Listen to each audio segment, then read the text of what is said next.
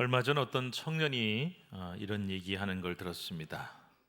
회사에서 회식으로 식당에 가서 실컷 먹고 왔다 그러는 거예요. 그래서 제가 어느 식당을 갔냐 물었더니 TGI 프라이데이라고 하는 패밀리 레스토랑을 갔다는 겁니다. 여러분들 혹시 여기 아세요? 가보신 적 있는지 모르겠습니다. 이 젊은이들이 특히 좋아하는 곳인데요. 근데 제가 그날 이렇게 물었습니다. 너 TGI 프라이데이가 무슨 약자인지 아냐? 혹시 여러분들은 아십니까? Thanks God It's Friday의 약자입니다. 이건 모르는 분들이 많이 계시더라고요. 그러니까 약자로는 TGIF라고 하는데 이게 우리말로 무슨 뜻일까요? 하나님 감사합니다. 오늘이 금요일입니다. 이런 뜻이라고 합니다. 도대체 이 말이 어디서 왔는가, 또 왜 패밀리 레스토랑에 이 말을 쓰게 되었는지 궁금합니다. 이 TGIF라고 하는 말은 1970년 초 유명한 라디오 방송국 DJ가 처음 쓴 말이라고 하는데 이 뜻이 뭐겠습니까? 미국은 일찍이 주 5일제를 시행했기 때문에 지금도 우리도 이제 지금 하고 있습니다만은, 그래서 금요일 저녁이면은 모든 직장 일이 마칩니다. 그래서 이제 나는 다 끝났다, 이제 푹 쉰다, 파티하러 간다, 맛있는 거 먹으러 간다, 신난다, 이런 뜻으로 쓰여지게 된 것입니다. 우리나라도 이제 주 5일제가 되었으니까 우리 직장인들은 좀 공감이 가실 것 같아요. 언제가 일주일 중에 제일 행복하냐 그랬더니 금요일 저녁입니다, 이렇게 대답을 했으니까요. 그런데 금요일 밤이 이렇게 좋습니다만은 토요일하고 주일, 우리는 주일이라 그러지만 일요일이라 그러죠. 일요일 날 푹 쉬고서 월요일 날 출근할 때 상대적으로 스트레스가 더 많이 받는다는 겁니다. 그래서 우리나라에 월요병이라고 하는 병이 있어요. 그 실제 의사들이 말하는 병명입니다. 월요일만 되면 유난히 육체적, 정신적으로 피로를 많이 느끼게 되고 스트레스를 많이 받는 증상을 뜻한다고 합니다. 그래서 조사해 보면은 일주일 중에 스트레스를 제일 많이 받는 요일이 월요일이다, 이렇게 대답을 합니다. 제가 왜 갑자기 금요일 얘기 또 월요병 얘기하는 걸까요? 네, 우리가 살면서 나 지금이 딱 좋아, 여기가 지금 딱 좋은데 그냥 여기 머물러 있으면 좋겠다, 아니면 그냥 이 시간이 영원히 계속되면 좋겠다, 이런 때가 있지 않습니까? 그런데 이게 현실이 어디 그걸 허락을 합니까? 금요일이 제일 좋고 토요일, 일요일이 제일 쉴 때가 좋지만 그렇다고 해서 월요일 날도 일 안 하고 쉰다, 그럼 어떻게 될까요? 그런 사람을 전문용어로 백수라고 부릅니다. 월요일이 싫다고 직장 안 가고 백수 되면 안 되는 거죠. 지금이 아무리 좋고 편해도 여기가 좋은데, 지금이 좋은데 하면서 계속 머무는 것은 가능하지 않습니다. 현실 안주란 말을 들어보셨을 겁니다. 지금의 현실이 좋다고, 제일 편하다고 거기에만 머물고 거기에만 안주하면 안 된다는 뜻이죠. 그러면 어떻게 된다? 변화를 두려워하게 되고 또 피하게 됩니다. 그런 사람은 도전도 없고 발전도 없는 거죠. 그런 사람은 큰 일을 맡길 수가 없다라는 뜻이 됩니다. 어느 날 주님께서 12제자 중에 베드로, 야고보, 요한 세 제자만 데리고 따로 높은 산에 올라가셨습니다. 그 산의 이름이 성경에는 뭐라고 나오지가 않아요. 다만 그 높은 산이 올라갔을 때 우리 주님이 찬란하게 변모되셨다 그래서 사람들은 그것을 변화산이라고 부릅니다. 학자들은 그 변화산이 어디냐 의견이 분분합니다. 갈릴리 호수 주변에 있는 다볼산이다라고 보는 사람들도 있습니다. 사진 좀 한번 보여줘 보세요. 요게 이제 다볼산을 사진 찍은 건데 멋있지 않습니까? 여기다라고 말하는 사람들도 있는데 최근에는 여기가 아니다, 헬몬산이다, 이렇게 보는 사람이 더 많습니다. 사진에 나와 있는데 그냥 일반적인 산 같지만 굉장히 높은 산입니다. 이 헬몬산은 해발 약 2850m로 이 지역에서는 가장 높은 산이고, 아까 사진에 보셨겠습니다만 산꼭대기에 하얗게 눈이 쌓여 있습니다. 그 지역에서는 보기 드문 눈이 항상 쌓여 있어서 산이 하얗게 빛납니다. 그래서 이 흰 눈이 주님의 옷이 휘어져 광채가 나는 장면을 연상케 해준다는 것이죠. 아무튼 간에 주님이 그 변화산에 올라가시자 기도하실 때 그 용모가 찬란하게 변하게 되고 그 옷이 하얗게 휘어져서 아주 광채가 나게 되었다는 겁니다. 그래서 이 산을 변화산이라고 부르게 된 것이죠. 그뿐만이 아닙니다. 그것만으로도 놀랍고 황홀한데 문득 두 사람이 나타납니다. 그래서 예수님과 이렇게 대화를 주고받는데 한 사람은 모세고 또 한 사람은 엘리야였어요. 그 모세는 위대한 출애굽의 지도자일 뿐만 아니라 이스라엘 백성들이 목숨보다 더 중요하게, 생명보다 더 중요하게 여기는 게 뭐냐? 율법입니다. 그 율법을 전달해 준 사람이 바로 모세지요. 엘리야는 구약에 나오는 수많은 선지자 중에서 가장 이 권능과 기적을 많이 행한 선지자입니다. 그래서 이 두 사람이 갑자기 나타나서 예수님과 대화를 나누는 것 자체도 엄청난 사건인데, 특별히 어떤 의미가 있냐? 모세는 모세오경, 즉 율법서를 대표하는 인물이고요, 엘리야는 선지서, 즉 예언서 전체를 대표하는 인물이기 때문에 율법서, 선지서, 이거는 구약 성경을 뜻합니다. 그래서 이 두 사람이 나타나 주님과 대화를 나눴다는 것은 바로 구약 성경 전체에 기록되고 예언된 하나님의 아들 메시아, 바로 그리스도 구세주가 누구시냐? 바로 예수님이시다. 예수님이야말로 메시아시다라는 것을 증거하는 인물들이기도 한 것입니다. 그러니까 여러분, 이런 장면들을 봤단 말이에요. 예수님이 찬란하게 변모되었습니다. 또 막 모세가 나타나고 엘리야가 나타나고, 이런 장면들을 본 제자들은 놀라 까무러치지 않겠습니까? 주님과 동행한 베드로, 야고보, 요한은요, 산에 오르느라고 피곤해서 그랬는지 졸고 있었어요. 그러고 보면 이 제자들의 주특기가 조는 것 같아요. 그냥 시도 때도 없이 졸입니다. 근데 졸다가 소스라치게 깨어가지고 놀라서 그 장면을 목격을 하게 된 거예요. 너무 놀라고 너무 감격하고 은혜를 받은 제자들 중에, 그 중에도 늘 앞장서기를 좋아하는 베드로가 이 모세와 엘리야가 떠나게 될 때에 주님께 이런 말씀을 합니다. 자, 우리 33절 말씀 한번 같이 베드로가 무슨 소리 하는지 읽어보겠습니다. 시작. 두 사람이 떠날 때 베드로가 예수께 여짜오되 주여, 우리가 여기 있는 것이 좋사오니 우리가 초막셋을 제때 하나는 주를 위하여,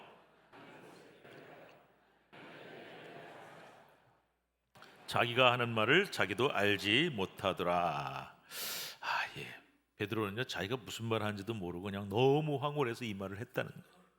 근데 지금 무슨 말을 하는 겁니까? 베드로는 지금 이 환상적이고 황홀한 체험을 떠나고 싶지 않았던 겁니다. 영원히 여기에 머물고 싶었던 거예요. 그래서 뭐라고 주님께 요청을 하는 겁니까? 주님, 제가 여기다가 초막 3개를 지을 테니까요, 하나는 예수님 사시고, 하나는 모세 살고, 하나는 엘리야 살고, 저는 수종 들고 할 테니까 영원히 여기서 삽시다. 우리 모두가 이 산 위, 산상을 떠나지 않도록 합시다라는 그런 간절한 소망을 주님께 아린 것이죠. 이 산상의 영원한 은혜와 황홀함에서 깨어나지 않고 여기에 영원히 머물며 살기를 바란다는 그런 소망을 아린 것입니다. 이것을 저는 한번 따라하겠습니다. 산상의 체험, 산상의 체험이라고 한번 부르면 좋겠습니다. 우리 모두에게도 이 산상의 체험이 꼭 필요합니다. 이것이 무엇일까요? 교회 다니면서 평생 신앙생활을 오래 하면서 이런 황홀한 어떤 영적 체험, 뜨거운 영적 체험의 경험이 꼭 있어야 된다는 겁니다. 사실 사람은 경험이 너무 중요하기 때문에 한 번에 어떤 내 살면서 그때 너무 좋은 기억이 있고 굉장히 짜릿한 어떤 그런 경험을 하게 되면은 그 기억을 살리면서 추억을 되살리면서 평생 사는 법이거든요. 신앙생활도 마찬가지예요. 여러분은 혹시 지금까지 신앙생활 하면서 기억만 해도 너무 좋고 너무 행복하다, 이런 체험이 있으신지 모르겠습니다. 저도 한번 생각해 보니까 저는요, 고등부 시절에 기도원에 산기도 가고 철야기도 했던 기억, 또 그때 부흥회를 참 많이 다녔어요. 부흥회에 참석해서 막 기도하면서 막 은혜 받았던 그런 기억, 또 수련회 가서 눈물 콧물 다 쏟으면서 하나님 앞에 간절히 기도했던 그런 기억들이 참 저는 지금 제일 많이 떠올라요. 그리고 막 친구들 전부 막 방언한다 그럴 때 저도 얼마나 방언하고 싶은지, 근데 그 방언이 터졌을 때 그 환희, 혹은 제가 지금까지 살면서 너무 힘든 일, 어려운 일 겪을 때 참 놀랍게도 하나님께서 큰 은혜를 주셔서 극적으로 그 어려움에서 벗어나게 하시고 극복하게 하셨던 그런 경험들, 이거 제가 평생 잊혀지지 않습니다. 그래서요, 지금도 힘든 일이 생기고 어려운 일이 생기면은 그때 기억을 되살면서 하나님이 나한테 이렇게 큰 은혜를 주셨지, 그렇게 힘을 다시 얻는 그런 일들이 많습니다. 우리 모든 성도들도 꼭 이런 경험이 필요합니다. 꼭 여러분 기도원 가서 뭐 철야하거나 금식하거나 방언 터지거나 그러지 않아도 좋으니까, 우리가 평생 신앙생활 하잖아요. 수십 년 교회 다니잖아요. 정말 내가 큰 은혜를 하나님 앞에 받고 짜릿한 어떤 영적 체험을 하고 엄청난 삶의 동기를 부여받는 그런 결정적인 경험이 여러분에게 꼭 필요하다는 것입니다. 그것이 어떤 사람에게는 이런 경우가 되겠죠. 내가 하나님 앞에 오랫동안 기도했는데 하나님이 어느 순간 놀랍게 응답을 해주셨다, 뭐 그런 경험일 수도 있고, 또 어떤 분에게는 부흥회나 집회 같은 데 가서 정말 하나님 앞에 특별한 내가 은혜를, 신앙을 체험했다 하는 순간일 수도 있고요.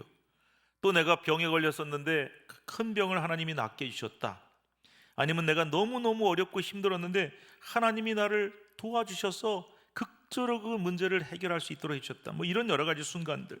여러분, 저는 이것을 아까 제가 산상의 체험이다 라고 이름을 붙였다 그랬죠. 우리가 이런 산상의 체험을 한번 하게 되면은 아주 짜릿짜릿한 전율을 느끼게 돼요. 그리고 그 짜릿한 전율이 굉장히 오래 갑니다.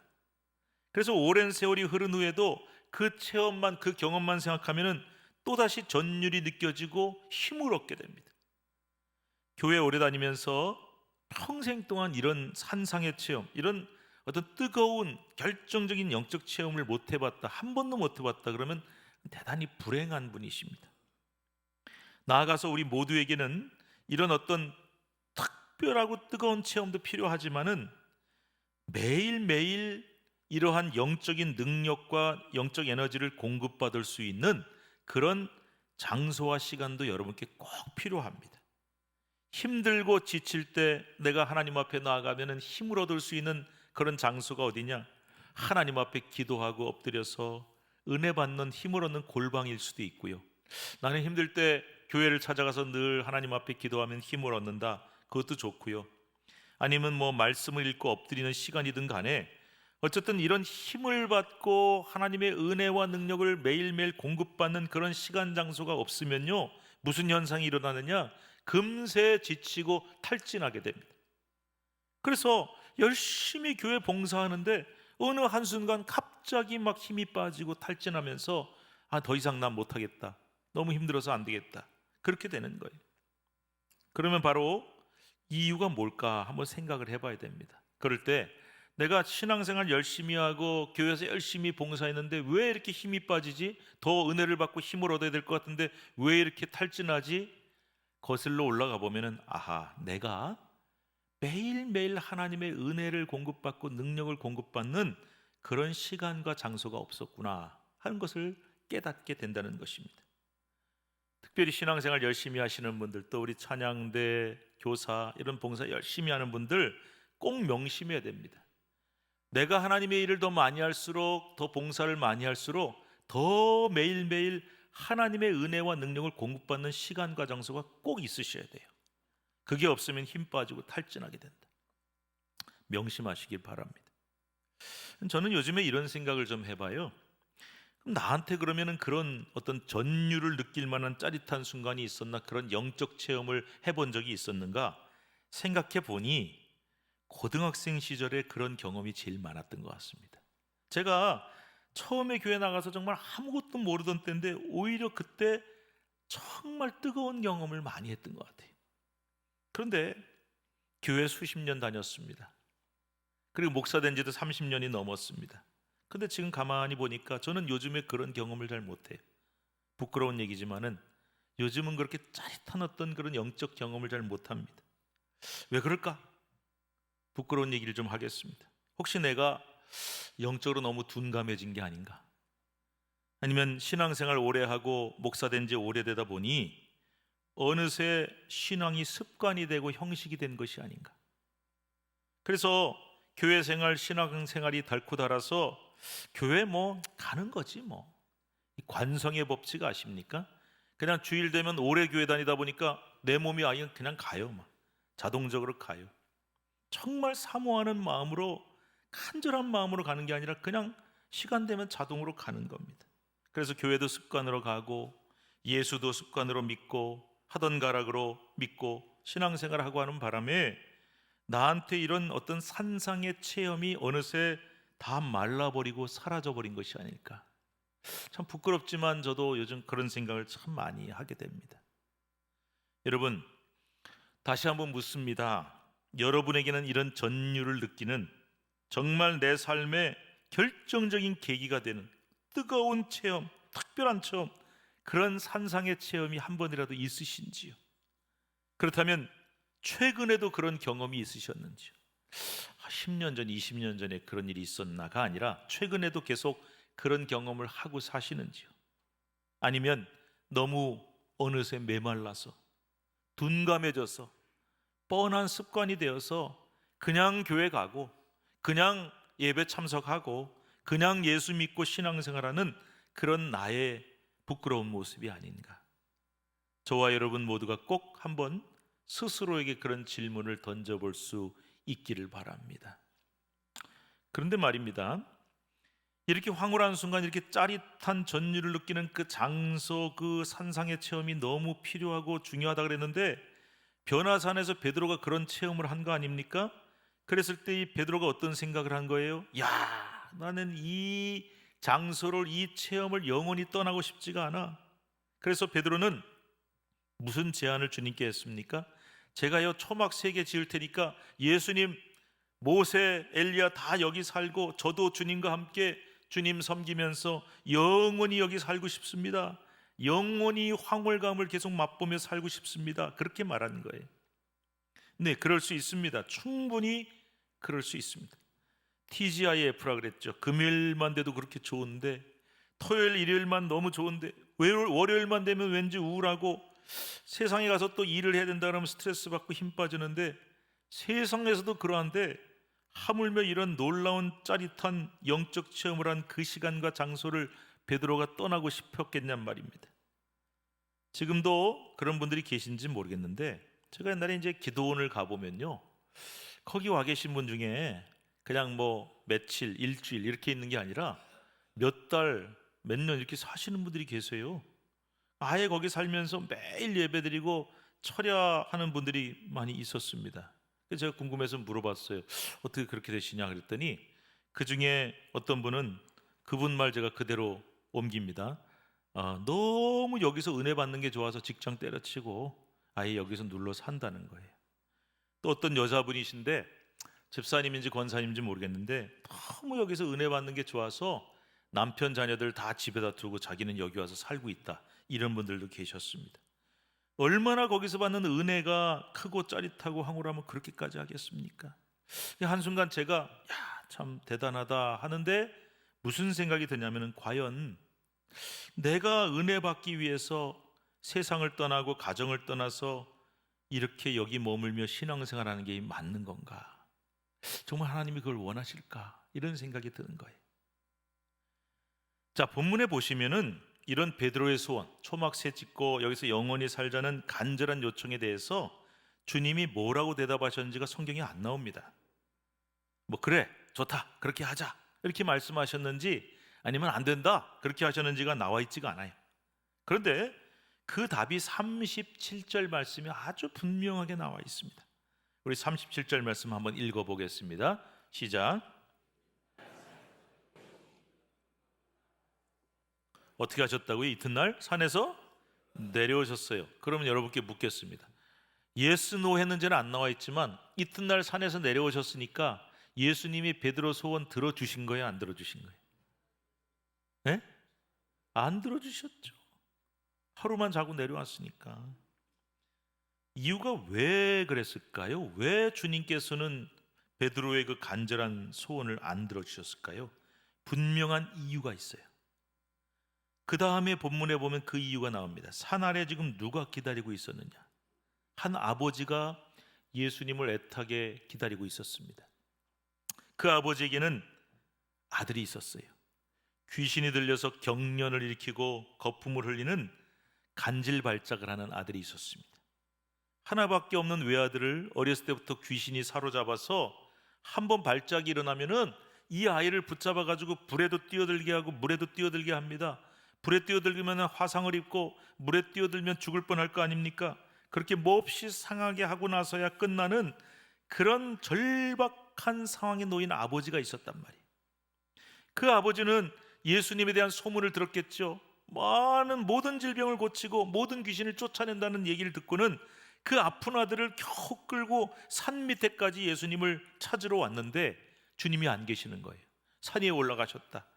그래서 제자들에게 그러면은 제자들도 권능 받았으니까 예수님 대신 귀신을 쫓아내 주시오. 그랬더니 제자들이 별짓을 다해도 결국 귀신을 쫓아내지 못하는 이런 상황이 되는 거죠. 여러분들도 상상해 보시기 바랍니다. 우리가 이 아버지 입장이면 어떻겠습니까? 아들, 딸이 조금만 아파도 부모의 가슴은 찢어지는데 이 아버지의 심정이 얼마나 고통스럽고 절박했겠냔 말입니다. 그런데 만일 예수님이 베드로의 간절한 소망을 들어주셔서 그 변화산 위에 머물고 영원히 안 내려오셨다면 어떻게 되었겠습니까? 저는 이 장면에서 예수님의 심정도 한번 생각을 해봅니다. 예수님은 어떠셨을까? 베드로야 그 황홀한 경험에서 떠나고 싶지 않아서 그런 요청을 한 건데 예수님은 그러면 어떠셨을까? 여러분, 주님은 다 알고 계세요. 지금 내가 저 산 밑에 내려가면 뭐가 기다리고 있는지를 다 알고 계신단 말이에요.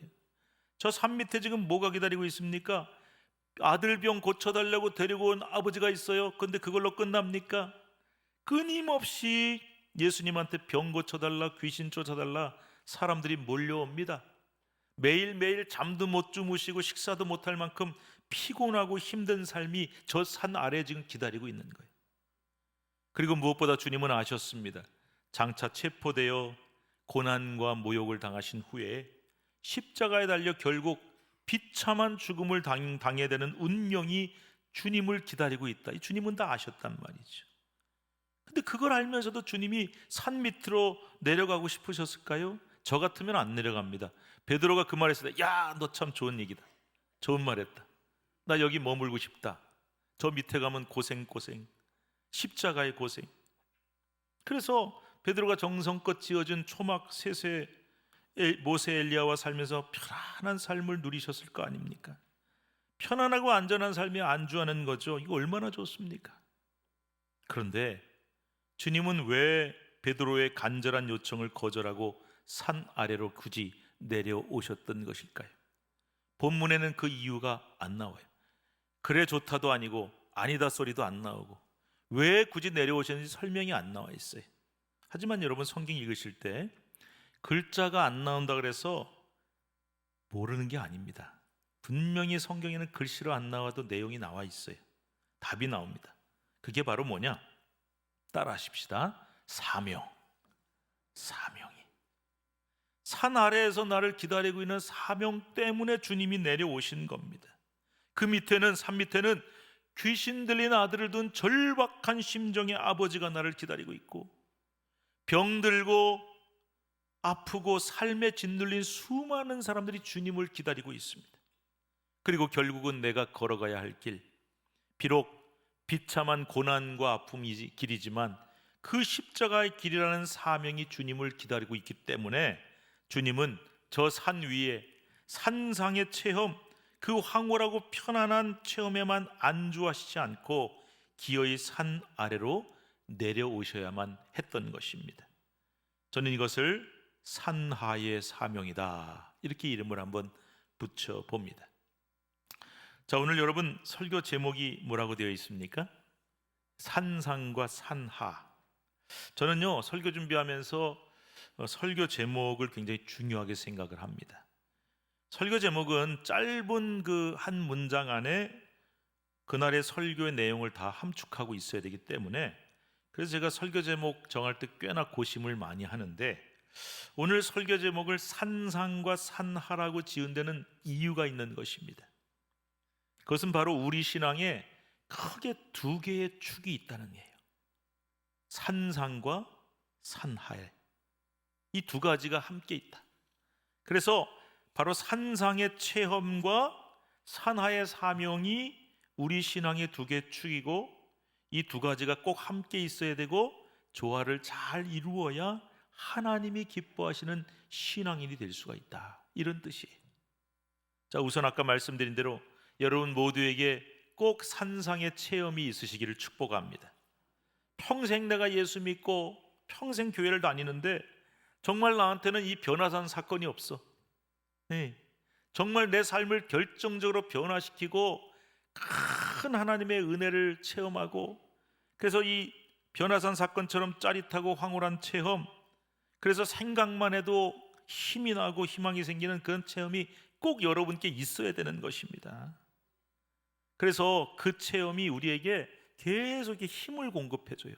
아까도 말씀드렸지만 또 그냥 평생에 한번 그거 체험한 걸로 계속 살지 마시고 매일매일 은혜 받는 자리, 능력을 공급받는 자리와 시간이 필요하다 그랬죠.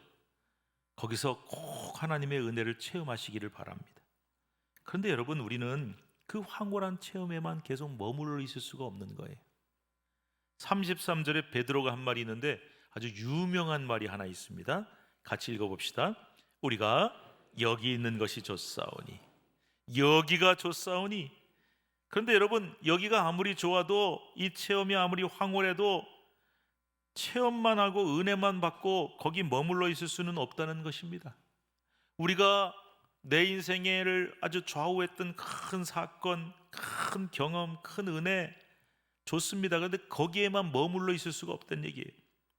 베드로처럼 여기가 좋사오니 하면서 그 개인적으로 내가 은혜 받는 데만 안주하면서 살면 우리는 절대 산 아래 나를 기다리고 있는 산하의 사명으로 내려갈 수가 없다는 것입니다.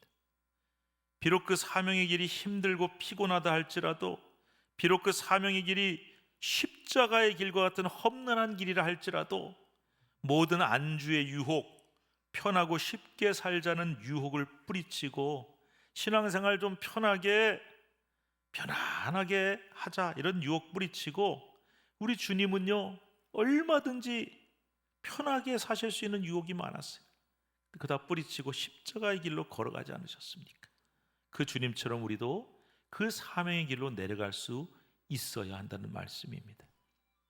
사랑하는 여러분, 오늘 사순절 둘째 주일에 십자가의 길을 걸어가신 주님을 생각해 봅니다.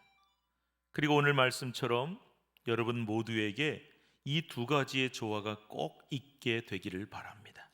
그것이 뭡니까? 바로 산상과 산하가 조화를 이루어야 돼요. 산상의 영적인 체험이 없으면 어떻게 된다고요? 지칩니다. 한 몇십 년 교회 다니면요 그냥 다니는 거예요. 밍밍하고 아무 감격도 감동도 없는 그런 삶을 살게 됩니다. 예수 믿는다는 것이 기쁘고 감사하지 않아요. 그냥 습관으로 가는 거예요. 그리고 열심히 봉사하면 할수록 점점 힘이 빠지고 탈진하고, 그렇게 돼서는 안 됩니다. 그래서 그 체험이 반드시 있어야 돼요. 하지만 그 체험에만 머물고 산 아래 사명으로 나가지 못하고 여기가 좋사오니 하면서 내 개인의 만족에만 안주하면 안 된다는 겁니다. 그렇게 되면 어떻게 되느냐? 평생 나 혼자 잘 믿는 걸로 끝나요. 하나님 앞에 사용되지를 못합니다. 쓰임받지를 못합니다. 내 영적인 만족만 추구하다가 다 끝나고 마는 것입니다. 우리 신앙은 내 개인의 만족이나 지금의 작은 편안함, 성공에 안주해서는 안 됩니다. 우리는 저 산 아래 사명을 향해 내려갈 수 있어야 합니다.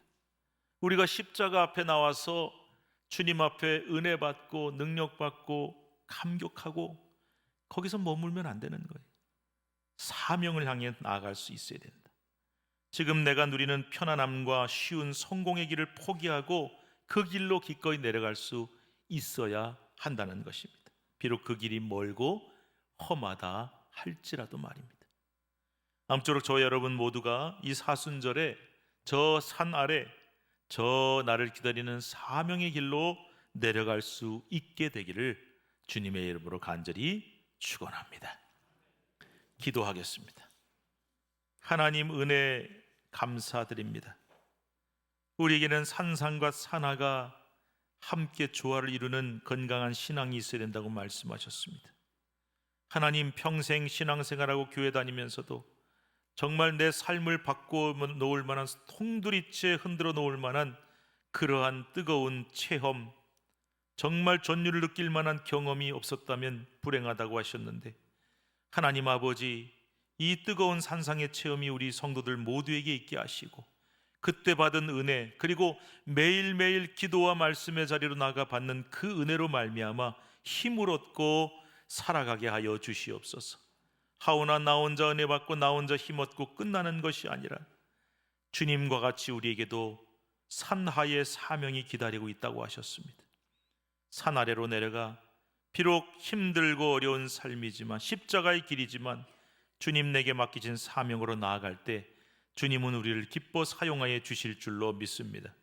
우리 신촌의 모든 성도들 은혜 받는 자리가 꼭 있게 하시고 그 받은 은혜와 능력으로 주님을 위해 힘차게 살아가는 사명의 길을 걷게 하여 주시옵소서. 예수님의 이름으로 감사하고 기도드리옵나이다. 아멘.